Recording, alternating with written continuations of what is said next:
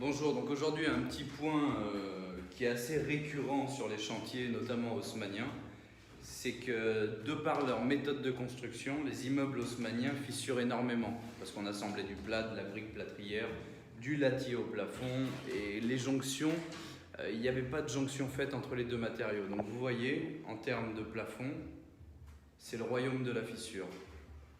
Ce qui se pose souvent en problème, c'est que les gens pensent à tort que tout ce qui est fissure, ça se traite simplement, on fait un enduit, voilà, un coup de barbouille et que ça se voit plus. En fait, c'est bien plus complexe que ça. C'est que, vous voyez sur ce type de structure, là je vous montre qu'une chambre, mais tout l'appartement c'est le même topo. Il y en a de partout.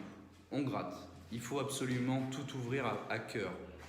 Une fois qu'on a fait cette étape-là, il faut venir passer un primaire solventé. Ce primaire solventé, il va servir à boucher les fonds, boucher la porosité et puis éviter qu'il y ait de la poussière qui rende tout ça et qu'on puisse donc accrocher dessus. Une fois qu'on a passé ce primaire dessus, on vient apposer une toile. La toile, elle ressemble à ça. Donc voici la fameuse fibre qu'on vient mettre à l'intérieur de l'enduit.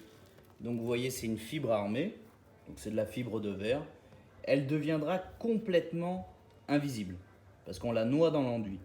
Mais grâce à ce treillis-là, votre enduit il est costaud, il fissurera plus jamais.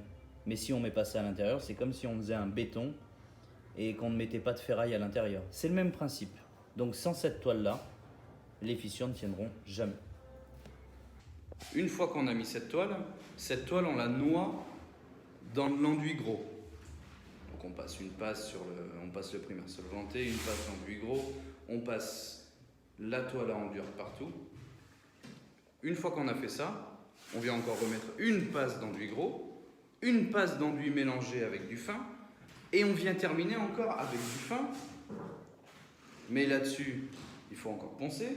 Une fois qu'on a poncé, il faut passer encore un primaire, plus les 2 couches de finition, voire les 3 couches, suivant les couleurs, suivant le choix client.